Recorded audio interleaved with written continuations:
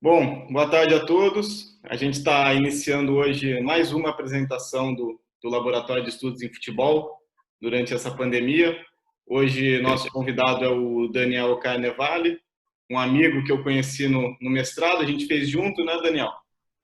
E hoje ele Foi vai estar verdade. vai estar falando um pouquinho sobre a temática da função executiva, sua ligação com o futebol.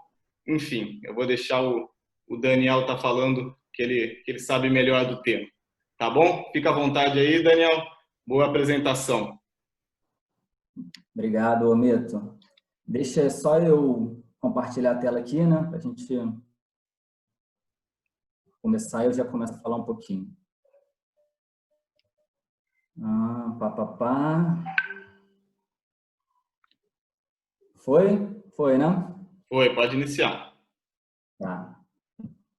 Bom, boa tarde para todo mundo. Como o Lucas Ometo, o Ometo, né? Falou, eu sou Daniel Carnevale. A gente fez uma parceria bem bacana no mestrado, na UERJ, né? Uma parceria com o Labsfut. Então, antes de começar a minha apresentação, eu queria agradecer também ao Fabrício, né, Almeida, pelo convite para falar do tema e espero que todo mundo curta a apresentação. É importante falar que é uma aula, uma palestra introdutória acerca do tema. Então, aqui, para a gente falar de função executiva e futebol, a gente não vai se aprofundar tanto nas questões mais complexas acerca do tema, mas sim numa introdução. Porém, eu deixei o meu e-mail aqui, qualquer dúvida que a galera tiver, ou entre em contato com o Labsfut ou comigo no e-mail pessoal, qualquer artigo, dos artigos que eu citar aqui, que a galera quiser na íntegra, também pode ficar à vontade, tá? Então, eu sou Daniel Carnevale, como o Ometo falou, e a gente vai falar um pouquinho aqui sobre funções executivas e o futebol.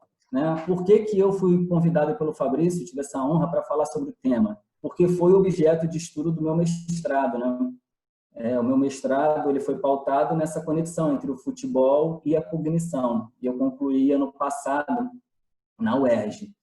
E antes de começar a falar do tema, um pouquinho sobre a minha prática, né?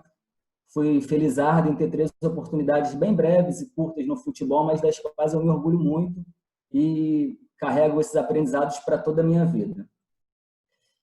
Vamos lá, vamos ao que interessa, né? O que são as funções executivas? Funções executivas são processos cognitivos classificados como top-downs, ou seja, são processos cognitivos que atuam na consciência e não no subconsciente.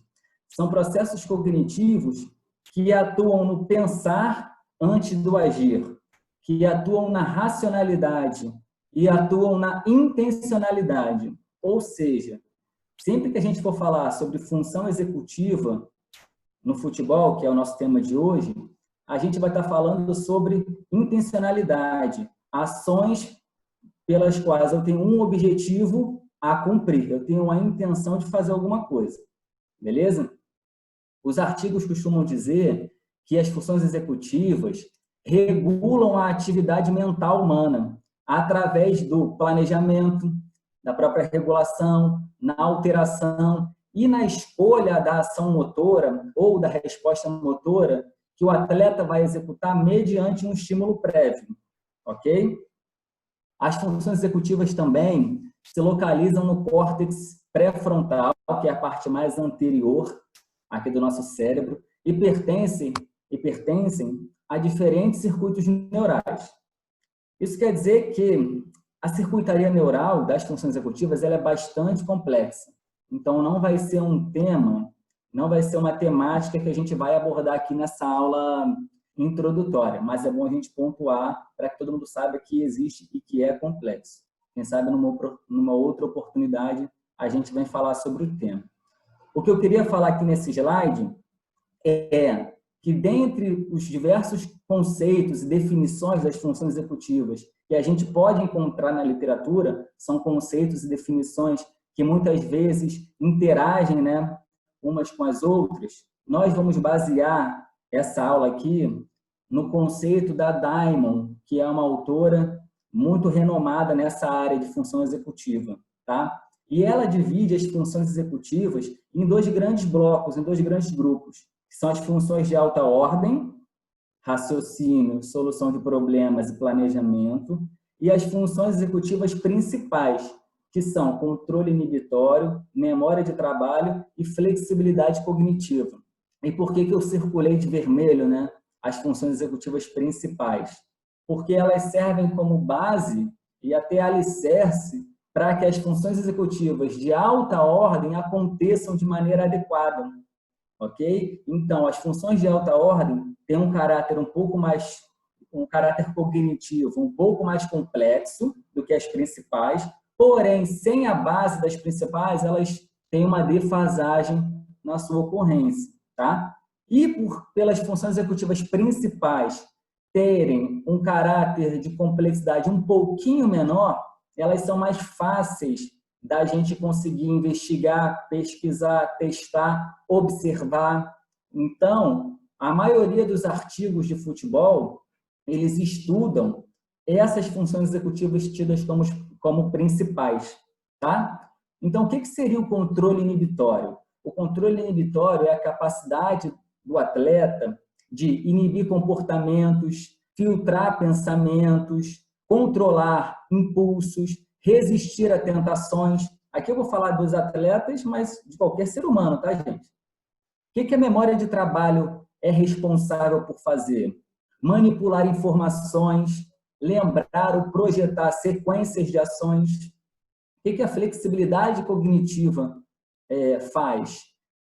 Mudança de foco, alternância de tarefa, adaptação ao ambiente.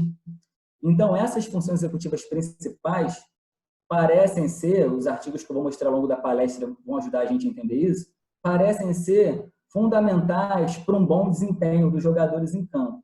Mas não só isso, né? Antes de a gente falar de futebol, existe uma vasta literatura que vem reportando os benefícios das funções executivas, não só para o esporte, como para a vida de maneira geral.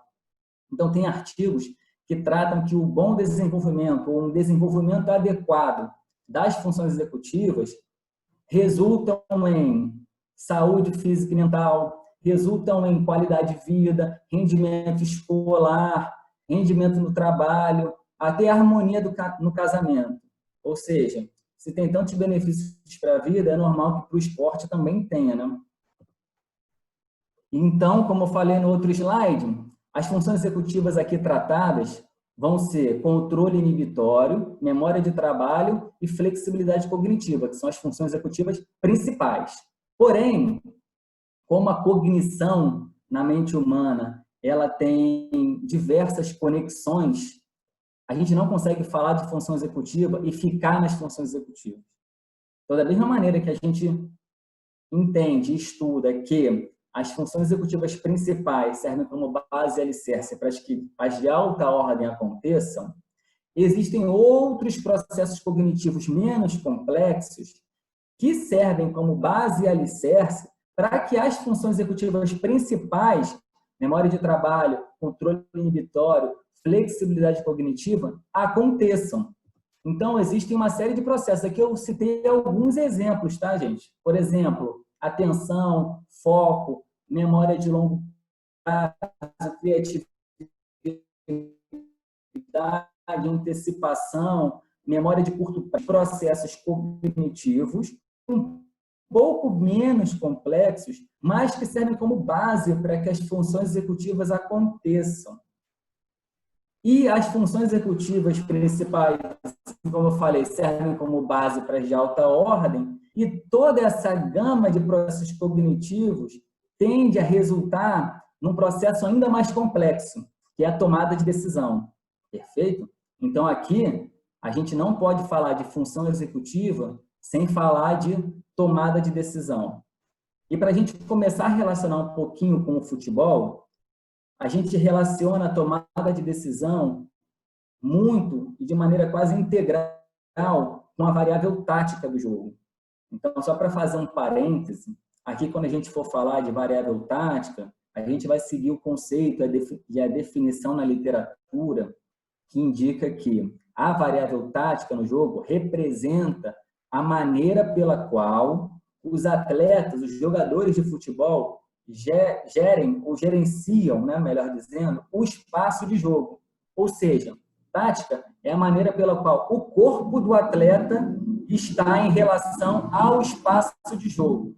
Então, por exemplo, e ela é materializada nas ações motoras. Então, por exemplo, se o atleta corre para frente, é uma ação tática, chamada de comportamento tático. Se o atleta corre para trás, é uma ação tática, é um outro comportamento tático.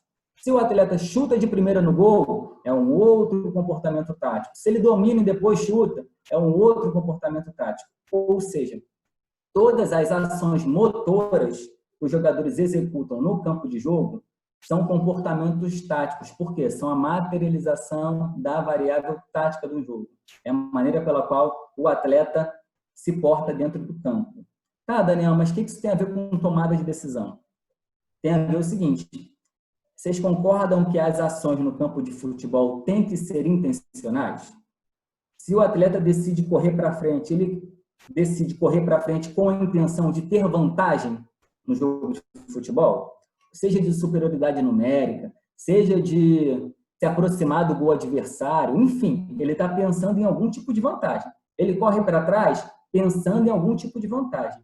Então, por conta das ações no jogo de futebol, dos comportamentos táticos serem intencionais, eles precisam passar pelas funções executivas. Lembra que eu falei que a função executiva é top-down e a intencionalidade? Então, e aí que entra a tomada de decisão. As funções executivas, a tomada de decisão geram uma ação intencional, que é o comportamento tático. Por isso, alguns estudos dizem que tomada de decisão gera comportamento tático. Porém, a tomada de decisão não é o ponto inicial da conversa. Ela precisa receber estímulos. E aí entra um outro ponto de ligação com o futebol, que é a questão da busca visual. Então, a gente vai falar aqui de alguns elementos do jogo e interagir esses elementos com as funções executivas, tá? Mas o que é a busca visual? A busca visual é a capacidade do atleta, do jogador de futebol, de capturar no ambiente de jogo os estímulos mais relevantes, colecionar as informações que mais interessam para ele, que sejam as informações mais relevantes para que ele tome a melhor decisão.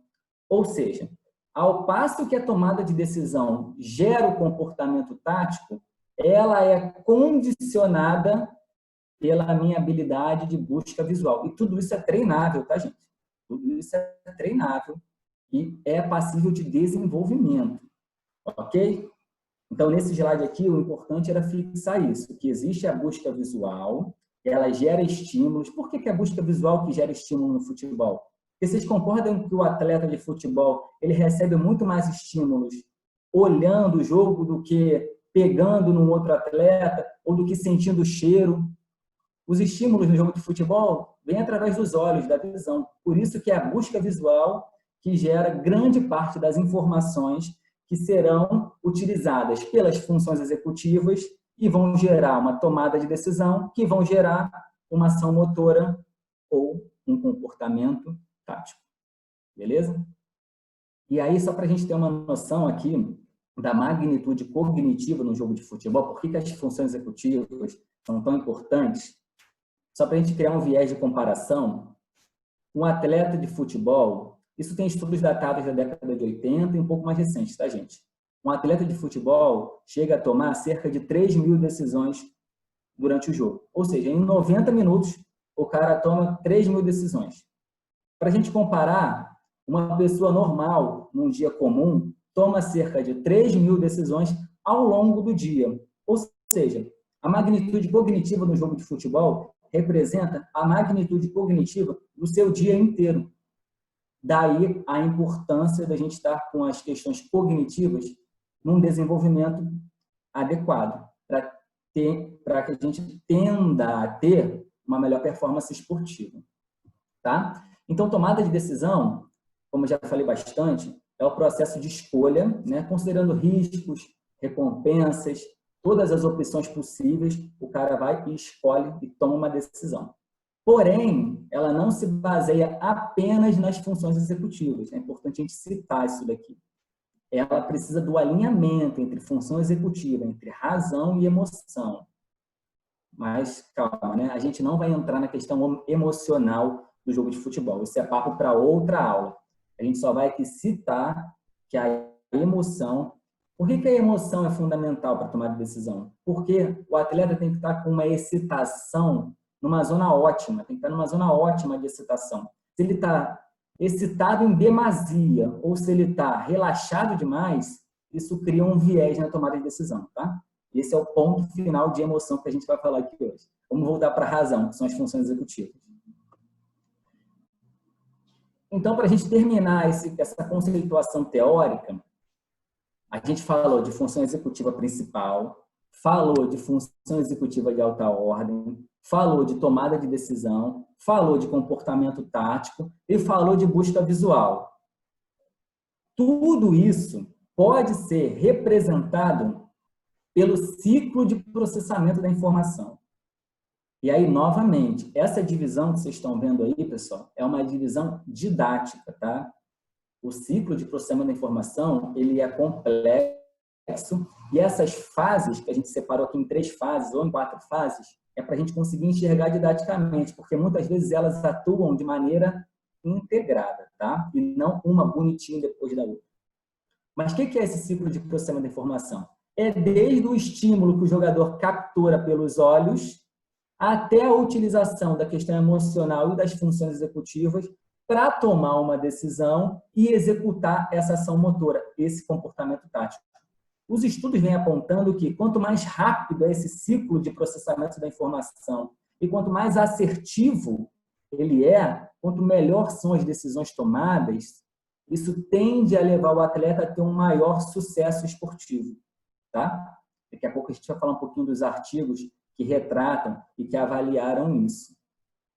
E é importante citar aqui também que as tomadas de decisão, as funções executivas, atuam sendo os atletas em contato com a bola ou não, até porque grande parte do jogo, os jogadores atuam sem encostar na bola. Ah, mas aí é uma ação, é uma tomada de decisão menos complexa.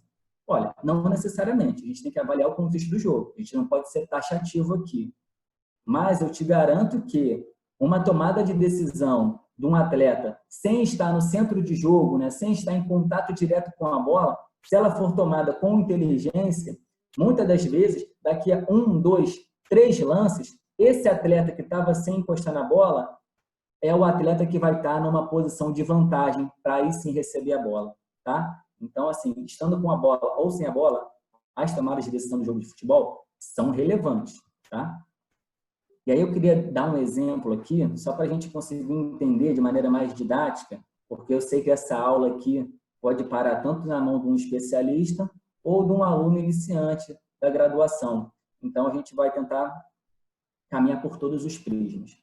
Um exemplo seria o seguinte: eu sou um atleta de futebol, acabei de receber a bola e estou olhando o jogo, né? Estou detectando os estímulos, as informações mais relevantes e percebo que, assim que eu dominei a bola, um adversário está correndo na minha direção. Aí eu tenho que saber quais são as informações que eu tenho que captar desse cara. Eu olho para o rosto dele, eu olho para o tórax dele, eu olho para o joelho dele, olho para o pé, eu olho para o cara que está atrás dele. Enfim, eu tenho que saber para onde eu vou olhar. Mas eu detectei que ele está vindo. Ao mesmo tempo, eu detectei também que tem um companheiro meu livre do meu lado, criando uma linha de passe para mim. Beleza, captei essas informações relevantes, processei essas informações, tomei a decisão de que eu vou dar um passe com a minha perna direita para o meu companheiro livre. O adversário se aproximou e eu toquei para o meu companheiro. Beleza, fechei um ciclo de processamento da informação. Assim que meu companheiro recebeu a bola, eu já iniciei um outro ciclo de processamento, analisando outros estímulos. Pô, mas essa é uma situação muito atípica, né? Um passe tão simples. O jogo de futebol é tão dinâmico, os caras estão sempre marcados. Então, vamos dar um outro exemplo. Mesma situação. Acabei de receber a bola, detectei um adversário vindo na minha direção, detectei o companheiro livre, processei que o passe vai ser de direita para o companheiro livre.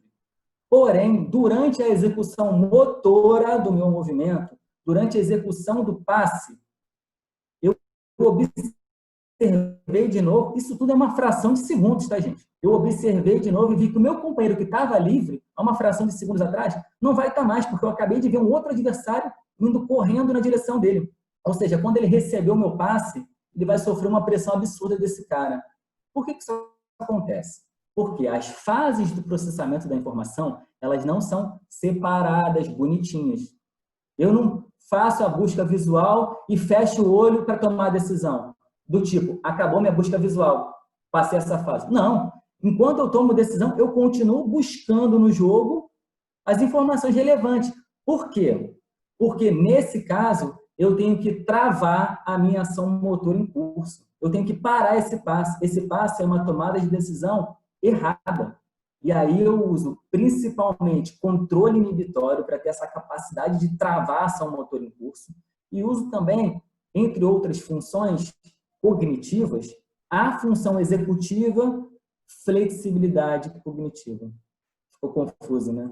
Eu uso a flexibilidade cognitiva, que é uma das funções executivas principais, para alternar o desfecho daquela tarefa, adaptar-se ao ambiente. O ambiente ficou esquisito, né? O ambiente que eu criei na minha cabeça, ele não está mais bonitinho como eu criei antes. Então, eu viro o meu corpo, por exemplo, e recuo a bola lá para o meu goleiro. Pô, Daniel, mas aí você atrasou o jogo todo. Bom, se foi uma tomada de decisão certa ou errada, o contexto de jogo é que vai me mostrar.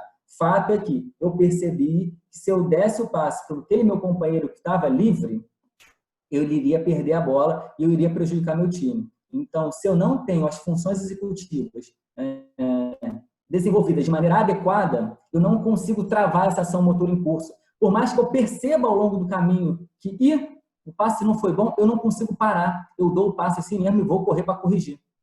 Isso, pessoal, é numa fração de segundos, tá?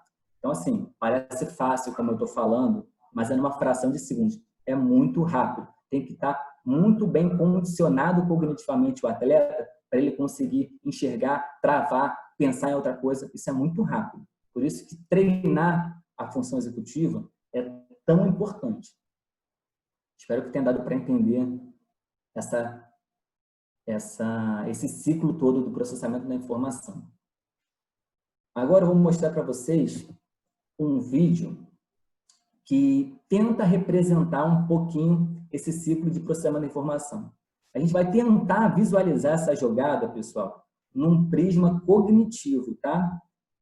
Então, só para contextualizar, é um jogo final da Libertadores do ano passado, 2019.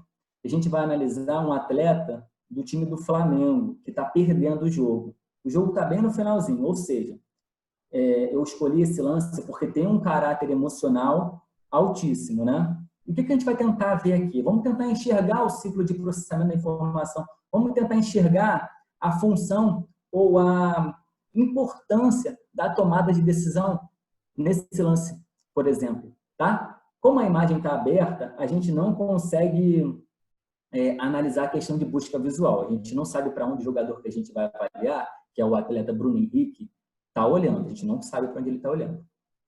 Por essa câmera, óbvio. Mas a gente vai julgar que ele já coletou as informações mais relevantes, né? A gente vai considerar isso. E aí eu quero que vocês reparem que assim que ele recebe a bola, eu vou rolar o vídeo e depois eu vou repetir o vídeo, tá? Assim que o atleta recebe a bola, ele vai receber agora na ponta esquerda. Ele tem diversas opções de ir para cima do adversário, ir para a linha de fundo, dar um tapa na área, mas não. Ele atrasa, entre aspas, o jogo, chama a atenção de 4 marcadores e acha um passe primoroso para o companheiro dele ficar numa vantagem absurda dentro da área. Então, vou mostrar para vocês de novo. Observem como a tomada de decisão, na hora que o segundo marcador vem em cima dele, é fundamental, porque apesar de parecer uma loucura, ele atraiu os 4 marcadores e deixou um companheiro livre. Aí você pensa, poxa, ele podia ter dado um tapa para dentro da área, o jogo está acabando. Ele podia ir na linha de fundo, porque ele tem potência, né? Ele tem força e velocidade suficiente para isso. É uma das características principais. Mas não, ele tomou uma decisão que parecia menos óbvia para a gente. mas que se mostrou extremamente certa para o jogo e para o time dele. Esse é só um exemplo de como que tomadas de decisão bem executadas tendem a culminar num melhor rendimento esportivo. Vamos lá. E qual é que é a relação de tudo isso com o futebol, né? Então, vamos falar agora um pouquinho de futebol especificamente. Eu vou desconsiderar essa parte da tática, porque eu já falei no outro slide, que é a gestão do espaço de jogo, né? A tática não é o posicionamento inicial dos jogadores, ou o posicionamento principal dos jogadores, mas sim aquele montão de setinha ali para onde o cara foi, voltou ao longo do jogo todo. Mas o que eu quero dizer aqui é: pô, Daniel, você está me falando que o jogador de futebol toma 3.000 decisões por jogo. Que isso? De onde você tirou isso? Então, para a gente entender a magnitude cognitiva no jogo de futebol, a gente precisa entender algumas das características que são inerentes ao jogo de futebol. A gente precisa entender que o jogo de futebol tem algumas características que fazem com que o jogo seja composto por situações imprevisíveis e contextos aleatórios. E isso gera um ambiente estocástico. Caramba, né? O que é isso? O que é um ambiente estocástico? A grosso modo, pessoal, o ambiente estocástico é um ambiente onde eu não sei o que vai acontecer. Ambiente estocástico é um ambiente onde eu não controlo o desfecho das minhas ações. Eu não tenho controle sobre o que vai acontecer. Esse é um ambiente estocástico. Mas por que o futebol é um ambiente estocástico? Por que o futebol é um ambiente caótico, né? Digamos assim? Por algumas razões. Eu vou citar aqui algumas delas. Por exemplo, o jogo de futebol é praticado com os pés, obviamente. Porém, os seres humanos tendem a ter maior destreza com as mãos do que com os pés. Esse é um fator. Mas existem outros fatores também, como, por exemplo, o jogo de futebol ele é composto por ações de oposição entre eu e meu adversário ou ações de cooperação entre eu e meu companheiro. Tá, mas o que isso tem de imprevisível e de estocástico? Você consegue ter certeza de qual ação que o teu adversário vai tomar? Não, né? Você consegue ter certeza de qual ação que o teu companheiro vai tomar? Também não. Por mais treinado que esteja, a gente não consegue ter certeza do que vai acontecer. Então, eu estou sempre agindo e reagindo dependendo do que o meu adversário faz, do que o meu companheiro faz. Isso gera um caráter de imprevisibilidade gigantesco. Além disso, o futebol tem um campo grande e muitos jogadores. Então, isso gera inúmeras possibilidades de tomada de decisão. Ao mesmo tempo que eu posso dar um passe de 2 metros, eu posso dar um lançamento de 50, 60 metros. Então, assim, são muitas as possibilidades de tomada de decisão com e sem a bola, por conta de ter muito espaço e muita gente. Quanto mais gente, tende a ter mais diferentes interações. Além disso, o jogo de futebol ele tem poucas regras restritivas. Eu costumo brincar que você só não pode fazer 3 coisas num campo de futebol. Você não pode agredir ninguém, lógico. Você não pode tirar a camisa depois que faz um gol. E você não pode meter a mão na bola. Tirando isso, cara, você pode fazer praticamente tudo. Então, assim, o jogo de futebol ele tem poucas regras restritivas. Então, eu posso entrar na área do meu goleiro adversário se eu quiser. Eu posso entrar na área do meu goleiro se eu quiser. Eu posso, assim, tem poucas regras restritivas. Aqui a gente não vai fazer uma comparação de qual esporte é melhor ou pior, tá, gente? A gente só vai citar regras de outros esportes. Por exemplo, no handebol tem o chamado jogo passivo, que é uma restrição de tempo, né? Você não pode demorar muito para formar o seu ataque, para fazer a sua transição ofensiva e a sua organização ofensiva. Tem um jogo passivo. No basquetebol, por exemplo, a tua posse de bola é de 24 segundos, no máximo. Então, eu sei que depois de 24 segundos, essa bola vai ter que ser minha, o adversário vai ter que arremessar.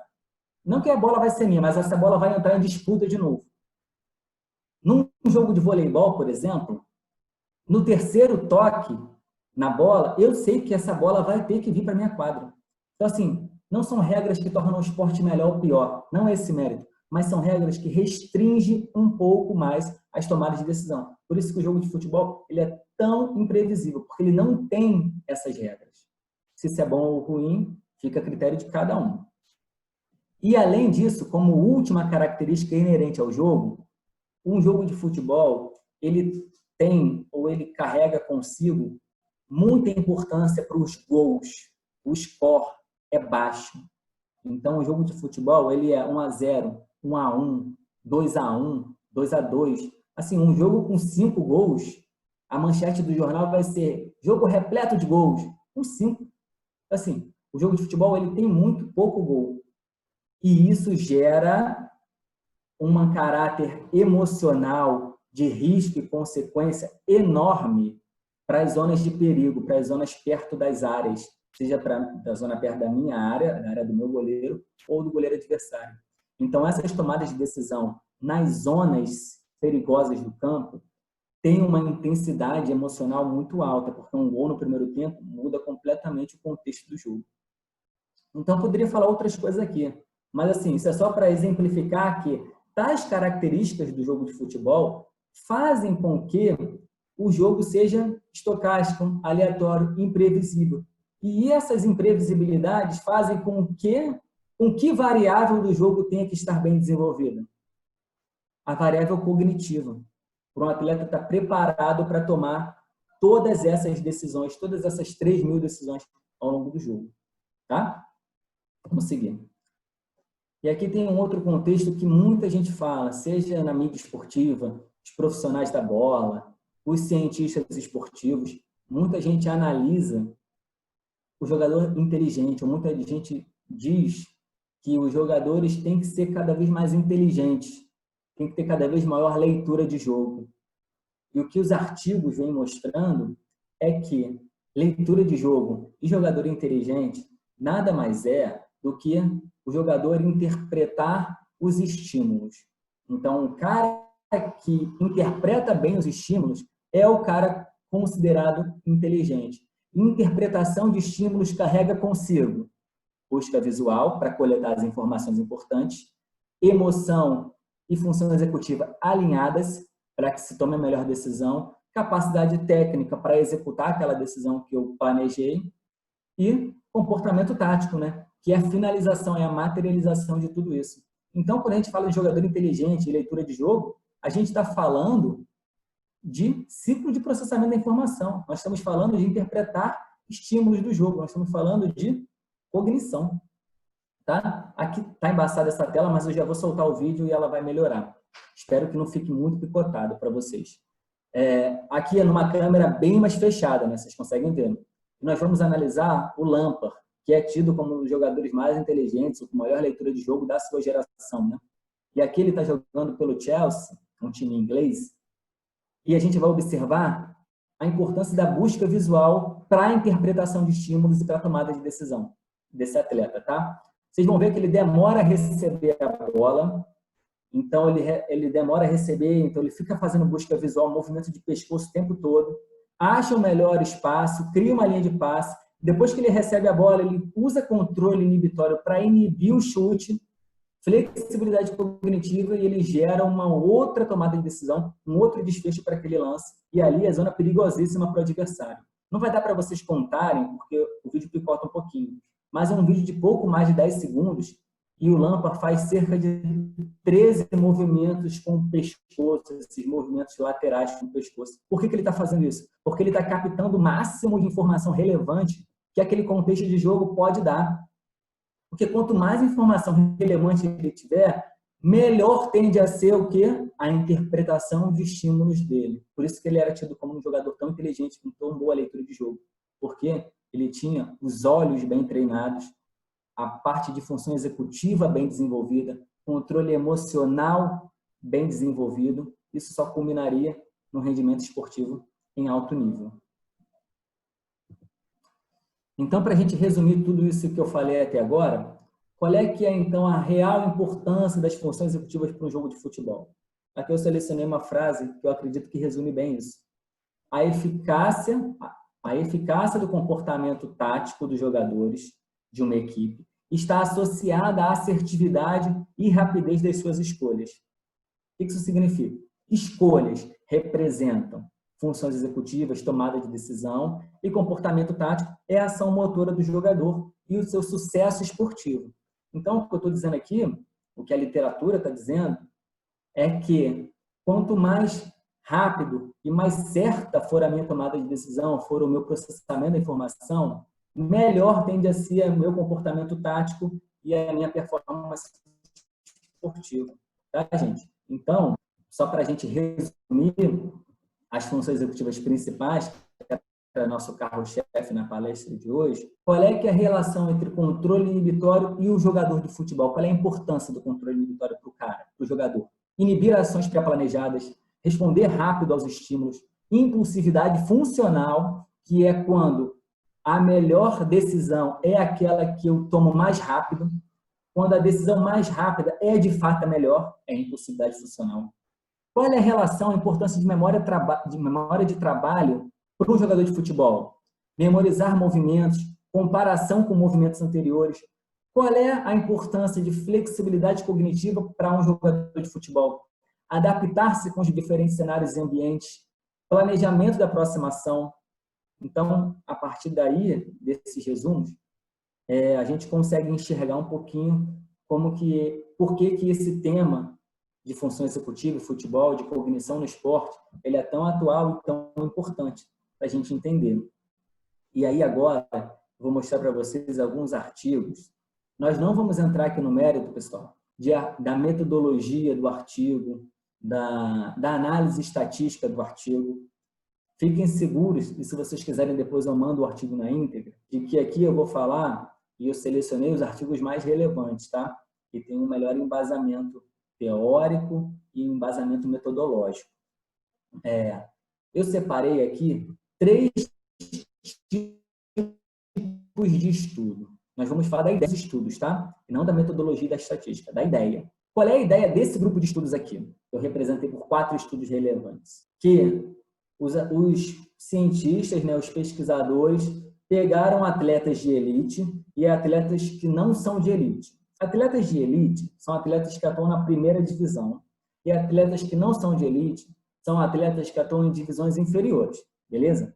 E esses estudos fizeram uma comparação da performance cognitiva por meio de testes de funções executivas principais, desses atletas. Qual dos 2 grupos tem melhor performance de função executiva? E todos eles foram unânimes em indicar que os atletas que pertencem à elite do futebol tendem a ter melhor performance cognitiva, melhor performance nos testes de função executiva. Isso gera um viés ou uma discussão, né? Uma discussão. Será que, essa resposta eu não tenho, tá, gente? Será que os atletas de elite tendem a ter uma melhor performance de função executiva por estarem na elite, num ambiente mais complexo, ou eles só chegaram na elite por já ter uma melhor performance de função executiva? Reparou? Quem nasceu primeiro, o ovo ou a galinha? Essa pergunta ainda não tem resposta na literatura.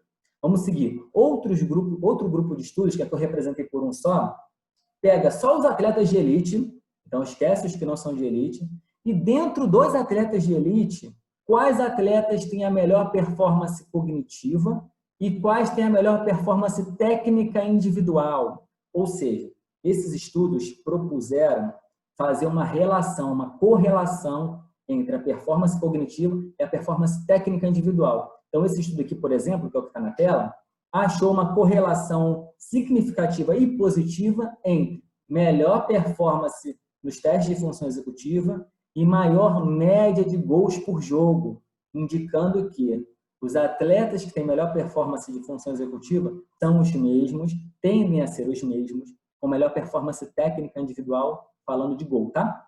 Bem interessante, né?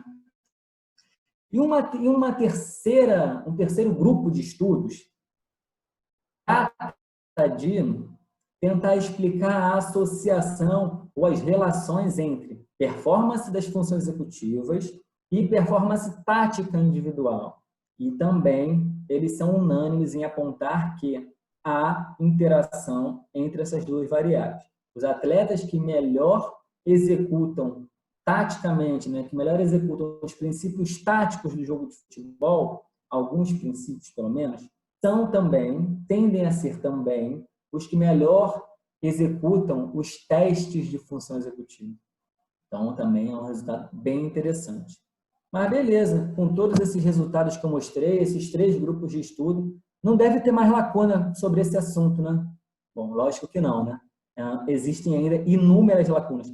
Para a galera ter uma ideia, o estudo mais antigo que usou o termo função executiva em jogadores de futebol, ele é datado de 2012.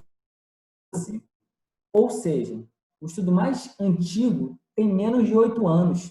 Só para a gente entender, por isso que esse é um campo de pesquisa emergente, importante, porque ele é novo, relativamente novo para a ciência, né? Então, existem, sim, de fato, diversas lacunas.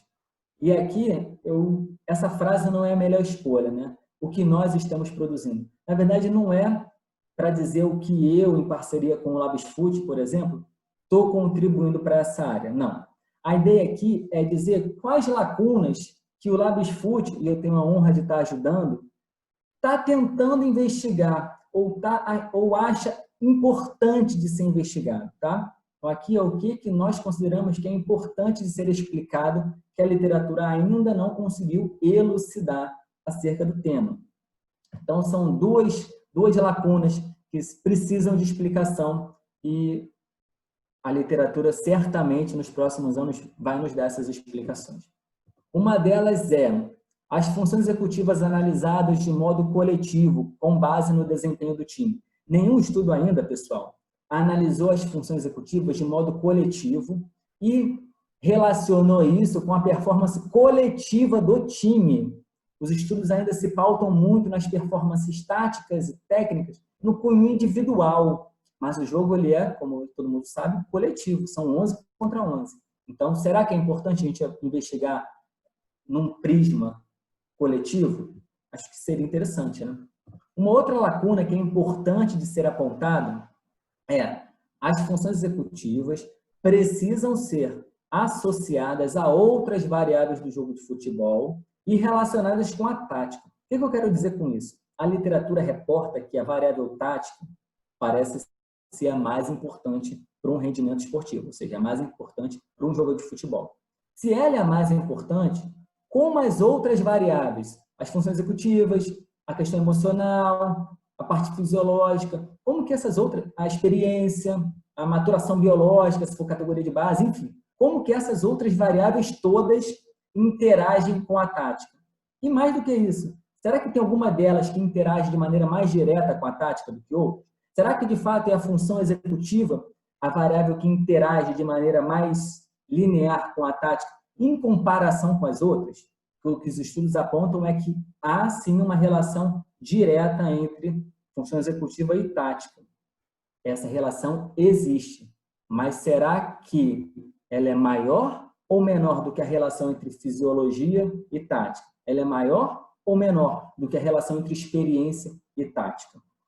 A gente ainda não tem essa resposta, não há ainda esse tipo de estudo. Então, são lacunas que são importantes para dar ainda mais força para esse campo de pesquisa e para que mais profissionais do futebol valorizem, né, esse tipo de temática.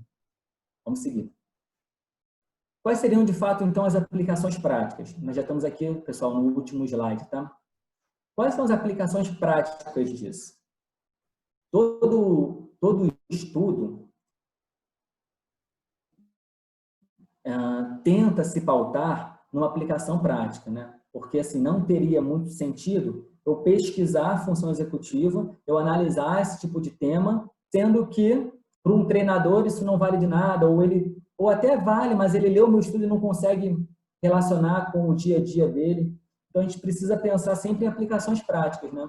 Então, se a galera que trabalha com futebol, se o professor de escolinha, treinador, preparador físico, analista de desempenho, coordenador técnico, enfim, todas as diversas profissões que envolvem o clube de futebol, acham importante ou concordam minimamente com o que foi apresentado aqui hoje, com a importância das funções executivas e da tomada de decisão para um rendimento esportivo melhor, é importante entender, então, esse slide de aplicações práticas. Importância de sessões de treino que estimulem as funções executivas e, consequentemente, as tomadas de decisão dos jogadores. Tá, o que tem de mais nessa frase aqui?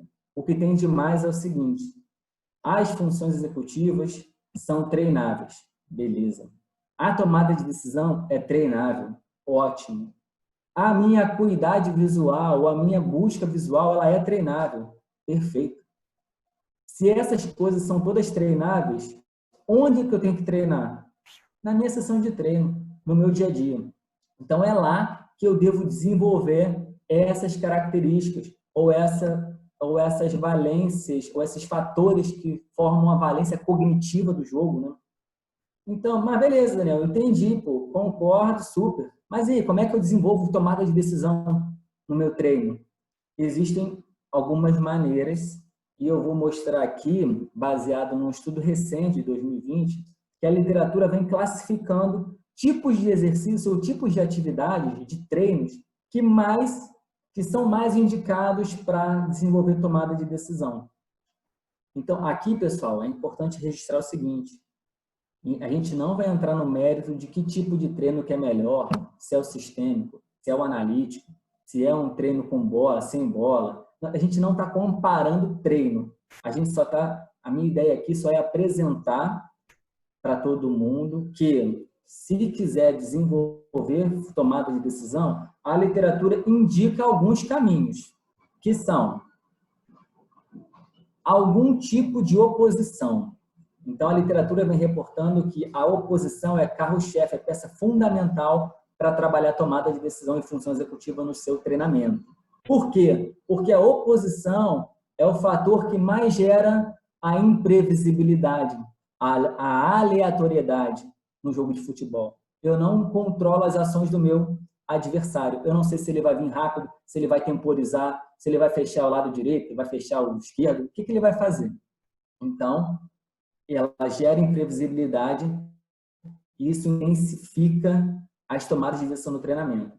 E a literatura aponta que existem 3 tipos de jogos que tendem a ser os jogos que melhor desenvolvem função executiva e tomada de decisão com base na oposição, tá? Então, novamente, aqui não é que quem não faz esse tipo de treino não está treinando bem.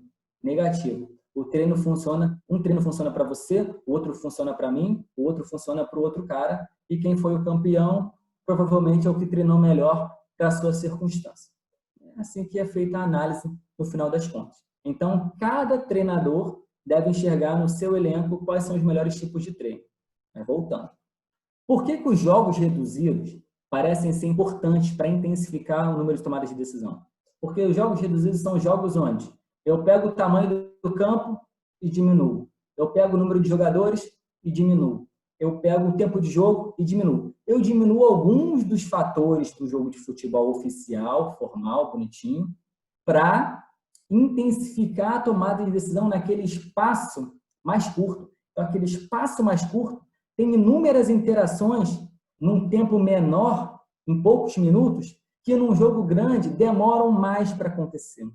Ok? Então, os jogos reduzidos intensificam o número de tomadas de decisão. Por isso, portanto, melhor dizendo, isso quando for reportado para um jogo oficial, o meu atleta tende a estar um pouco mais adaptado, tá? Ele tende a não ser um ambiente tão hostil no jogo. Por quê? Porque ele foi bastante intenso o número de tomadas de decisão no treinamento. E aqui, novamente, nós não vamos entrar no mérito dos benefícios para questões fisiológicas, para questões técnicas, para questões de qualquer outro cunho dos jogos reduzidos, condicionados ou de posse, tá? Nós vamos olhar apenas pelo prisma de intensificação de tomada de decisão, ok?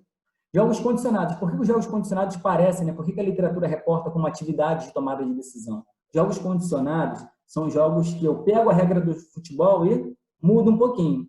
Ou seja, no jogo de futebol, o toque é livre. O atleta pode dar quantos toques na bola ele quiser. Mas no meu jogo reduzido, ele só vai poder dar 2 toques. Isso é um jogo condicionado. Eu peguei uma regra do jogo de futebol que não existe e condicionei para o meu treinamento. É isso aqui que eu estou falando resumidamente, tá, gente? Então, por eu implicitar, né, essa regra no meu mini-jogo, no meu jogo reduzido condicionado, por exemplo, eu faço com que o número de tomadas de decisão dos atletas em 2, 3, 4, 5, 10 minutos seja elevadíssimo, perfeito? Outro tipo de jogo que também parece intensificar as tomadas de decisão são jogos de posse. São jogos onde não tem um alvo, não tem um gol, uma finalização. O objetivo é trabalhar a posse de bola. Também parecem ser jogos de oposição que intensificam a tomada de decisão. Então, novamente, aqui não é certo ou errado, mas se o profissional do futebol acha que tomada de decisão é importante, acha que função executiva é importante e que isso resulta no melhor rendimento esportivo, o que a literatura sugere é que ele faça das suas sessões de treino, que ele componha, que ele monte as suas sessões de treino com algumas dessas atividades, pelo menos, para que ele tenha uma segurança de que ele está indo no caminho que a literatura aponta como mais correto. Beleza? Bom, era mais ou menos isso que eu tinha preparado para hoje. Novamente, aqui nesse slide final de agradecimento, tem o meu e-mail pessoal, então se a galera quiser pedir os artigos, trocar ideia, enfim, estou aberto a qualquer tipo de interação, de troca de informação e até de aprendizado. Se você não concorda com alguma coisa que eu tenho dito aqui, também pode entrar em contato para a gente debater. Assim, tudo isso é muito válido. A mensagem final que eu queria deixar era de que essa aqui foi uma aula introdutória. Então, eu espero ter sido claro o suficiente, didático o suficiente, para a galera conseguir enxergar que as funções executivas compõem a tomada de decisão e que isso tudo é baseado na busca visual e que isso tudo resulta num comportamento tático. E se eu tenho a minha questão cognitiva bem desenvolvida, eu tendo a ter um melhor sucesso esportivo. E isso não é o que o Daniel está falando, é o que a literatura vem apontando. Tá, gente? Então, espero que vocês tenham curtido. Eu vou parar aqui de compartilhar a tela, Almeida. O que você acha? Eu devolvo a bola para você. Acho que você deve ter algumas perguntinhas aí. Como é que a gente continua aqui? Isso. Tira o compartilhamento de tela, Daniel, por favor. Foi, né? Show. Bom, Daniel, primeiro, parabenizar pela excelente palestra. Pareceu até fácil para tomar uma decisão na hora do jogo agora. Molezinha, coisa simples. Mas parabéns, ficou super legal. Minha primeira dúvida é, você falou da sua experiência que você teve no futebol, da sua experiência no campo de pesquisa também. Eu queria saber o que levou, quais fatores levaram você a estar buscando estudar um pouco mais sobre esse assunto de tomada de decisão, de funções executivas.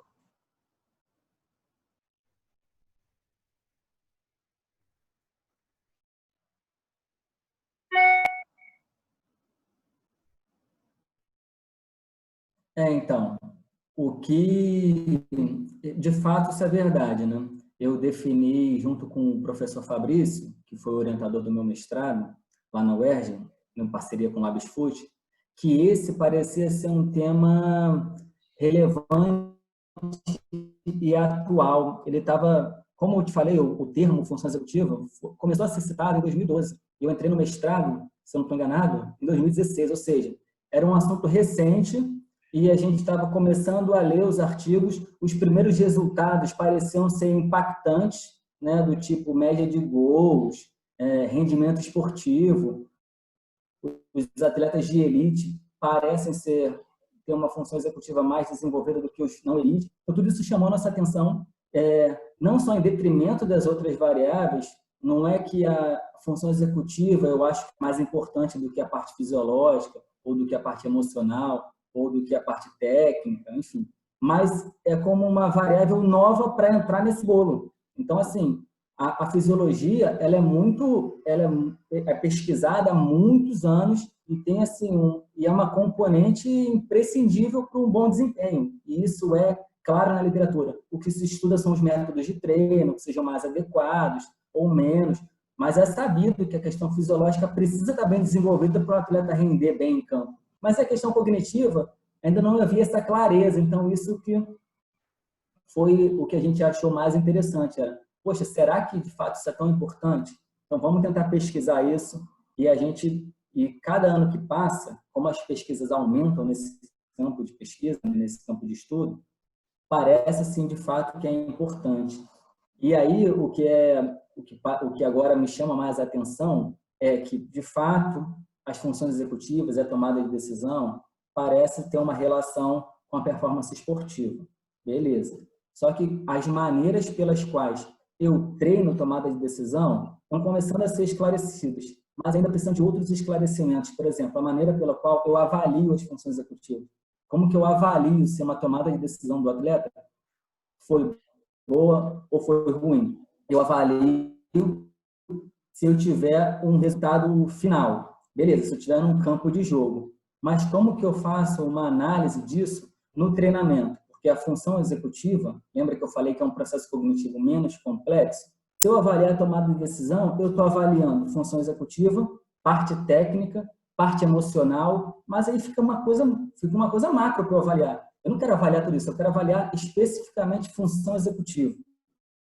Eu quero avaliar o controle inibitório do jogador Lucas Ometo. Como é que eu avalio isso? Então, assim, a literatura ainda está tentando buscar as melhores maneiras, porque todos os resultados são baseados em testes de computador, na maioria das vezes, testes até de papel, caneta. Então, assim, ou teste, olho uma imagem, mas eu não estou num ambiente de jogo, sabe? Então, ainda precisam algumas coisas serem elucidadas, e por isso que eu continuo me interessando tanto pelo tema, né? Porque os resultados são promissores e eles não são tão claros ainda. Há uma vasta questão a ser abordada. Então, isso é bem interessante. Mas eu presenciei, Ometo, na sua pergunta, eu presenciei isso muito mais no mestrado do que na parte prática. Até porque a minha experiência prática ela é pequena, ela é bem reduzida. Foram 3 passagens contando estágio, projeto de extensão, série C. Então, assim, são contextos totalmente diferentes, né? E eu não consegui enxergar muito bem em todos esses contextos o tema de tomada de decisão e função executiva sendo abordado. Então, ainda há, pelo menos na minha visão, na prática que eu tive, ainda há uma carência de maior esclarecimento por parte de todos os profissionais do futebol sobre esses outros temas, que são temas mais atuais, entendeu? Não, legal. Bem claro. A segunda pergunta, Daniel, acho que vai entrar um pouquinho no que você falou, mas tiveram alguns termos que você usou na palestra que eu achei bem legal, como, por exemplo, vou pegar aqui a colinha, você falou de interpretar estímulos, você falou de integração entre as funções executivas mais de uma vez, você falou que isso é passível de desenvolvimento, né? Então, eu queria saber como que você vê esse aumento, como que esse aumento das pesquisas nessa área, ela pode melhorar as sessões de treino e como isso, consequentemente, pode melhorar a performance dos jogadores durante o jogo. Qual a sua opinião que você tem sobre essa temática?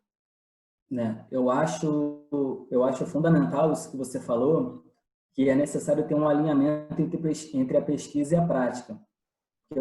Por exemplo, você, enquanto preparador físico, você deve, acredito que pela tua qualidade, pelos teus treinamentos, você deve pautar muito do teu treino no que você estuda no mestrado ou no que você lê na sua literatura, na literatura acadêmica sobre preparação física para atletas de alto rendimento. E dificilmente você vai e tira um treino da tua cabeça ou porque você viu alguém fazendo e vai copiar. Você pode até fazer, pode até dar certo, mas esse não é o caminho que seria, digamos assim, o mais indicado.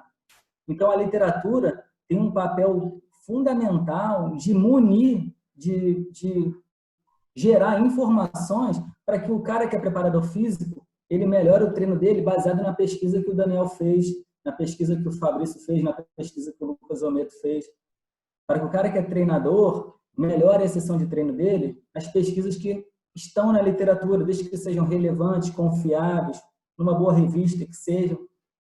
E aí, esse alinhamento ele é fundamental. Então, eu acredito que quanto mais estudada for a função executiva e as tomadas de decisão, mais claro isso vai ficar principalmente para os treinadores, preparadores físicos e analistas de desempenho.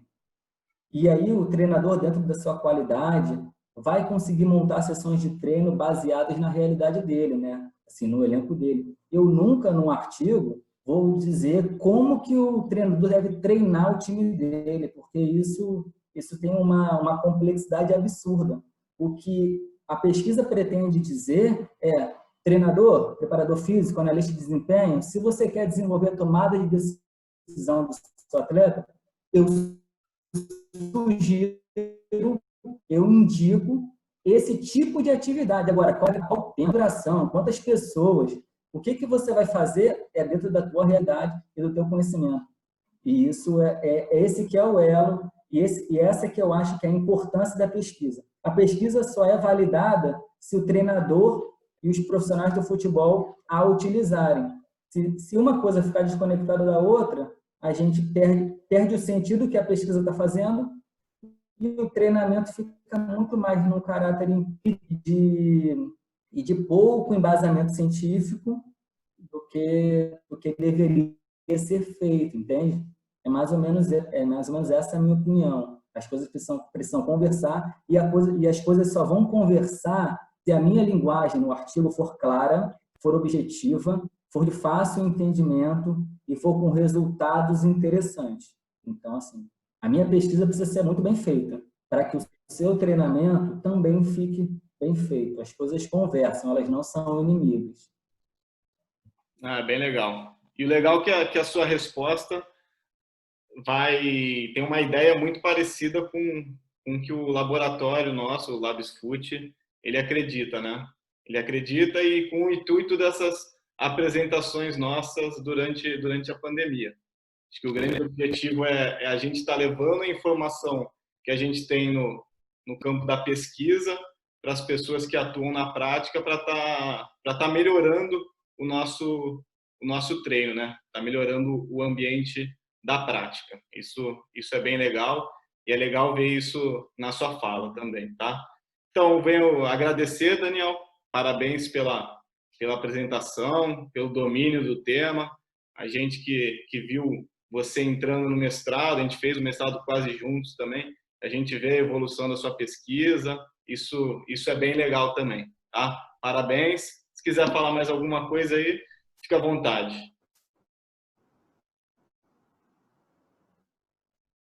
Não, na verdade, eu só queria agradecer de novo o convite do professor Fabrício, que hoje é muito bem representado por você, mas agradecer o espaço também do laboratório, um pouquinho sobre esse tema, que eu tanto gosto e acredito, e agradecer o espaço mesmo, a parceria contigo do mestrado, mandar um abraço para toda a galera do laboratório e dizer para a galera que não é do laboratório que pode me mandar e-mail ou entrar em contato com os canais do LabsFoot. Se quiserem os artigos que eu apresentei aqui, se quiser qualquer outro tipo de informação, eu estou totalmente aberto, tá?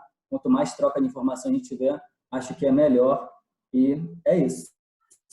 Show de Obrigado bola, pelo Daniel. espaço. Parabéns.